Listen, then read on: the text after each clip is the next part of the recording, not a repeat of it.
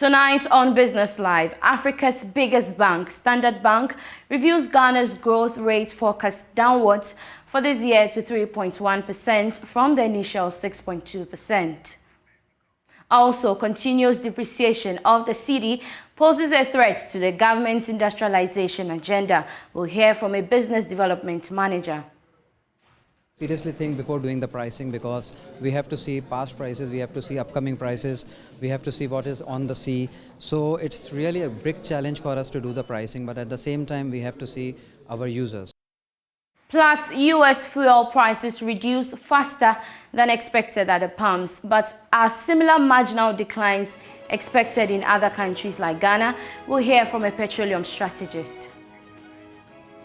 I am Beverly Broohm. Please stay for details. Forecast for the country to 4.1% from the earlier 6.8%. Government in the 2022 mid-year budget review cut the growth rate for this year to 3.7% from the earlier projection of 5.8%. Charles Nixon Yeboah looks through the bank's latest research on Ghana and has more. The report said growth now faces a confluence of downside risk this year and next year. First, the government is running out of external financing options, therefore public investment in infrastructure is unlikely to underpin growth over the coming year. Secondly, the cedi's fall since January this year has further increased inflation, which will soften private household consumption over the coming year.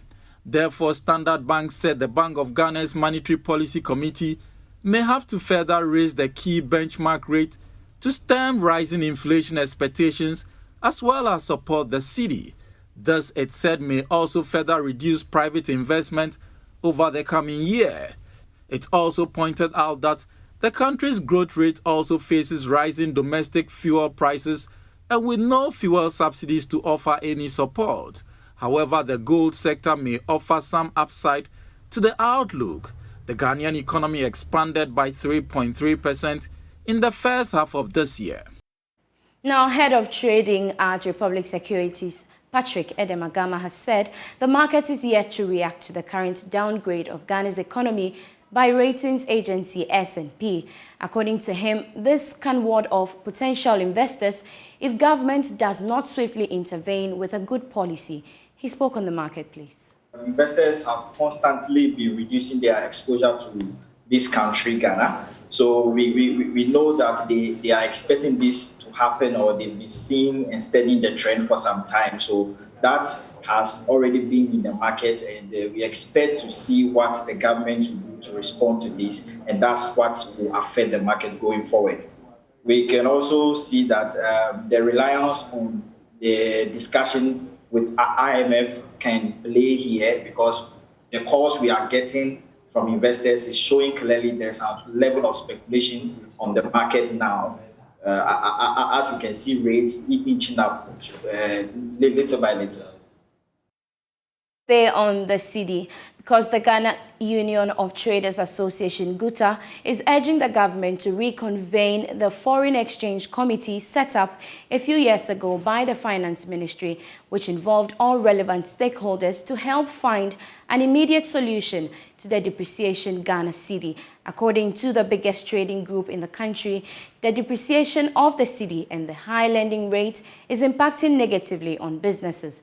In a statement, it said the working capital of members have depleted by 40% since the dollar traded at 6 cedis 40 pesos in December last year, but now going for almost 9 cedis. Here's President of GUTA, Dr. Joseph Obing. Now the dollar is 9.1. We are yet to do our Christmas sales, and it means that shortly we are going to go for 10 Ghana cedis for $1. It means that one have to go and fund 1 million Ghana cedis to buy only $100,000. The picture is not very good for us. And like you said, we admit the fact that we are also part of it, the excessive importation and that we do. It's true. The demand outstrips that of the supply. Yes. But then there's a solution to this. The imports that we do cumulatively by the indigents is around 15% only. The impact that the people in Kumasi, people in Accra, people in Tamale, and all that, the importers that we do volume-wise, we do only 15% of the total volume of imports that we do, and the rest is by the multinationals. And so then government, if it has intention to curtail importation or suppress importation, then government have to use investment laws to make sure that it tightens up the rate, the speed at which we import. Meanwhile, head client coverage IC Group Derek Mensah is optimistic that an intervention from the IMF will help lift some pressure off the city. He spoke on the marketplace. Any form of help that the government or Ghanaians need, I think that we should look at it. But I feel that the situation, we fully, or the managers of the economy fully understand the issues that are facing the economy or the currency at the moment. I think they put in place certain measures to help improve or turn the tide. I think they are short-term in nature, but they may provide some form of respite. One of which, or two of those, are the syndicated loan that we are expecting somewhere in Q3, Q4. There's also the Afrexim loan that has been approved. We feel that even though capital markets have been closed to Ghana because of all the things that we are facing and the high interest rates in foreign markets, these two other levers that the government has yanked could potentially release somewhere close to about $2 billion onto the market. Unfortunately, these things are not going to happen, or the inflow is not coming in immediately. They are likely to come in perhaps towards the tail end of Q3 and Q4, and that's when we may see some improvement. But for now, I think that we may have to weather the storm, and hopefully when the IMF come out, or we do go into a program and there are concrete steps on how we are dealing with the fiscal situation, it may raise some of the pressure off the city. For instance, you might find a lot more foreign investors deciding to maintain their holdings in government bonds, and therefore not looking for dollars to repatriate their funds back. So that might lift a bit of the pressure off the city. But at the moment, I feel that any further interest rate rise might not materially impact the city in the short term.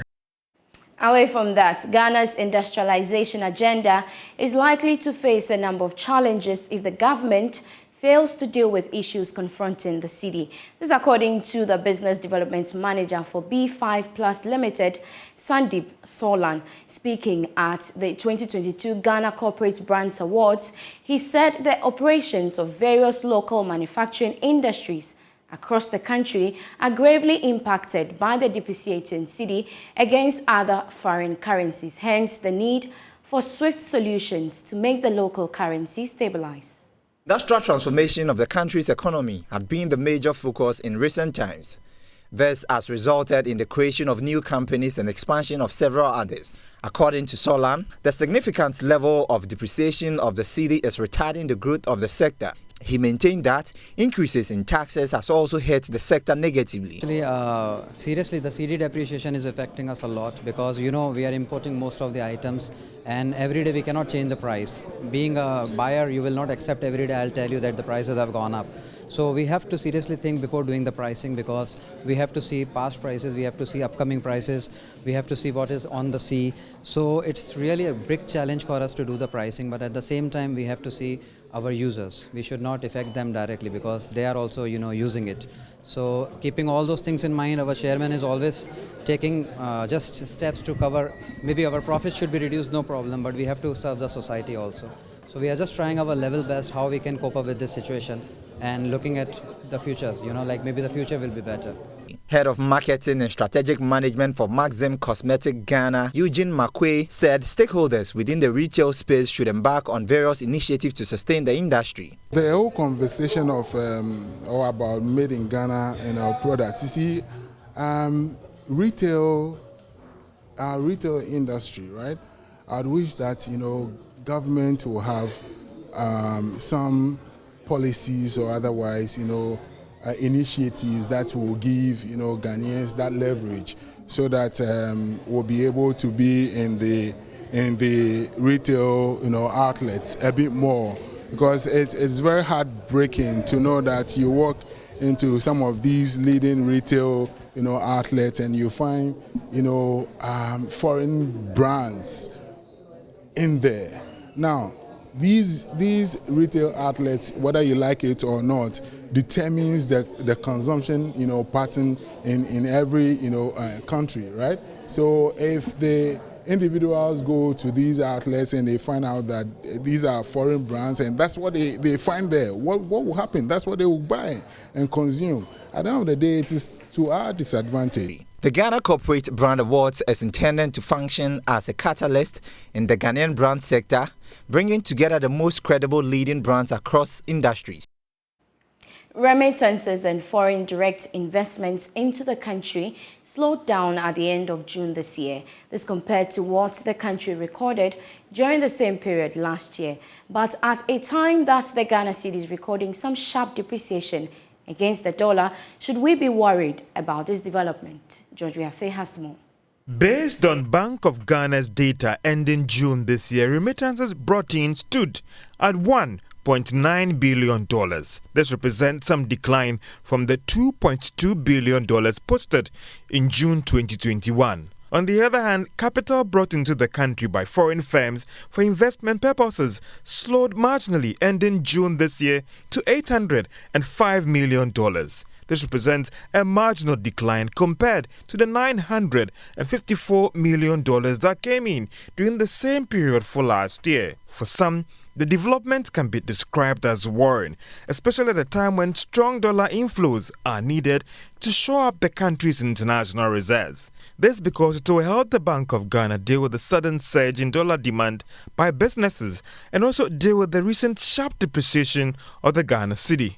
Well, for some, it is the hope that these other sources of dollar inflows will pick up in the coming months. Otherwise, we definitely have to rely on the upcoming cocoa loan syndication from next month and the $750 million Afri-Exim loan that should come in by the end of this month to help improve our dollar reserves, as we hope some donor inflows would also come in quickly in the coming weeks. Still watching Business Live here on the Joy News channel. Still to come, U.S. fuel prices reduced faster than expected at the pumps, but are similar marginal declines expected in other countries? We will hear from a petroleum strategist. Thanks so much for staying with us. The United States has seen a faster reduction at the pumps, but can same be said here happening in other economies like that of Ghana?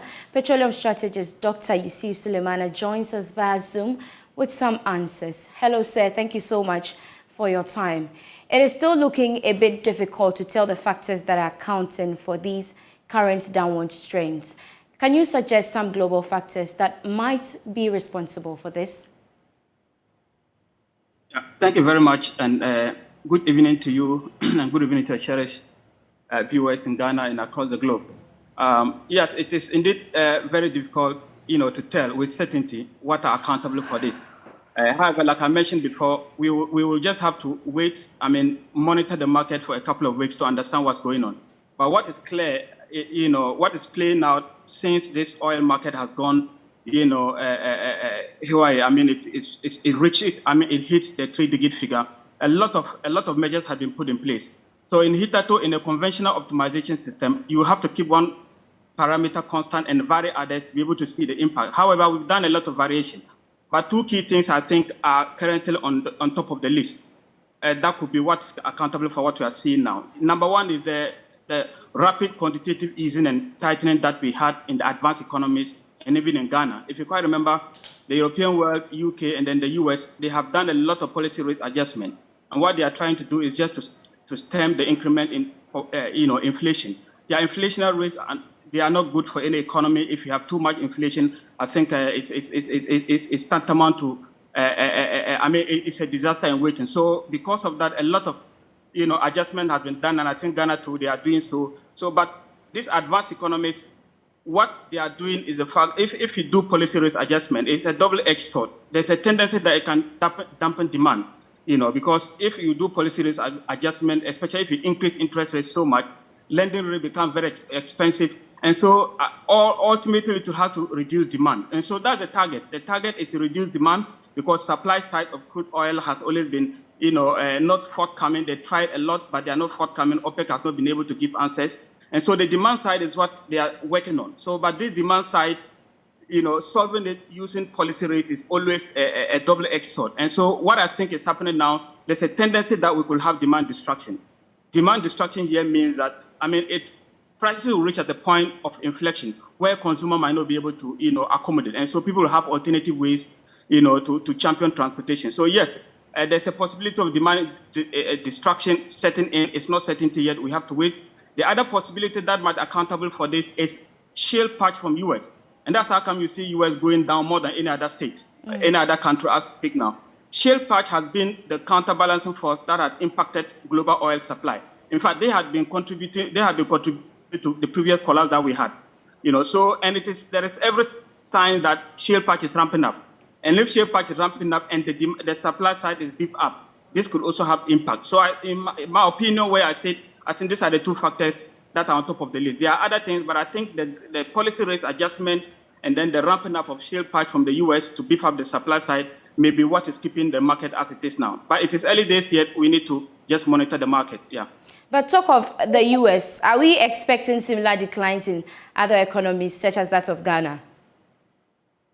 Yeah, unfortunately, I'm afraid we might not see that. If you look at what is happening, when this kind of abnormalities and uncertainties set in, every country is trying to look at to cover its back. Unfortunately, the activities of some countries like U.S. will have direct or indirect impact on other countries, and that's what is clearly playing out.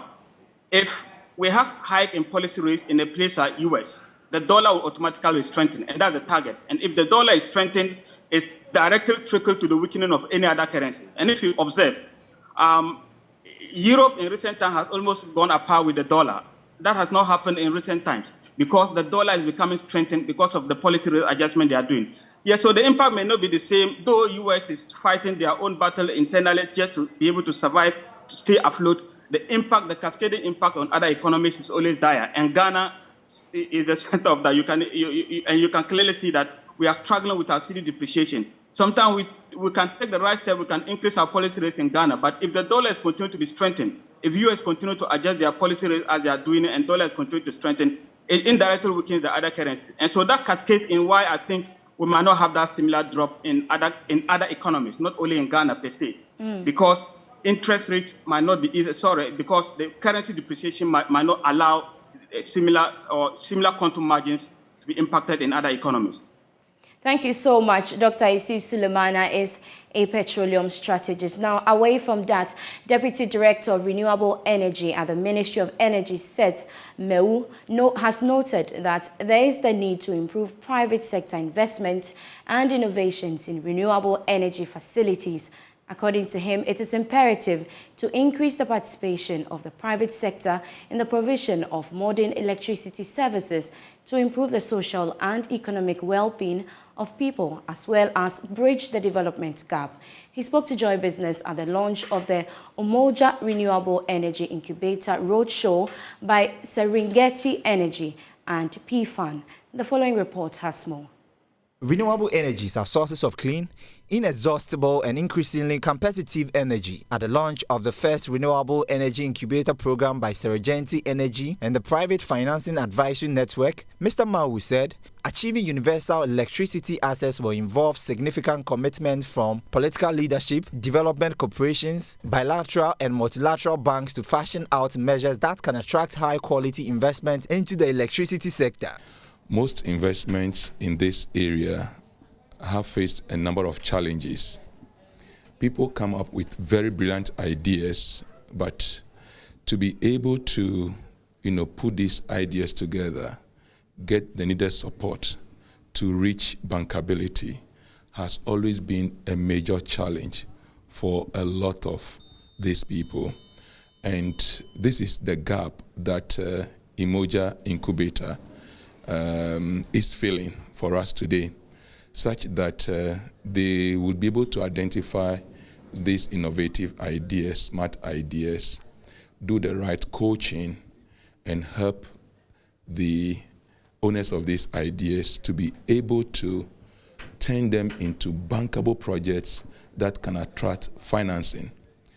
Country coordinator for PFAN Ghana, Agnes Ansa Osei, said this is aimed at giving aspiring renewable energy developers in sub-Saharan Africa the tools they need to succeed, including access to commercial and technical knowledge and funding. I think for PFAN, for instance, we mobilize finances from the private sector because we believe that the government cannot do it alone. And so far, the participation by the private sector has been really great.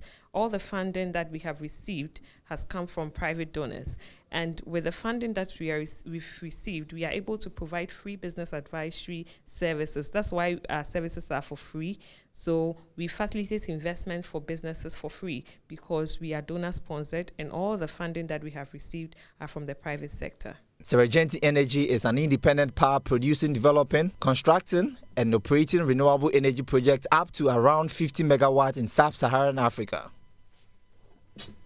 That's all for Business Live. Thank you so much for watching. You can find more news when you log on to myjoyonline.com. We leave you with news making headlines on the international front. My name is Beverly Broohm. Have a good evening.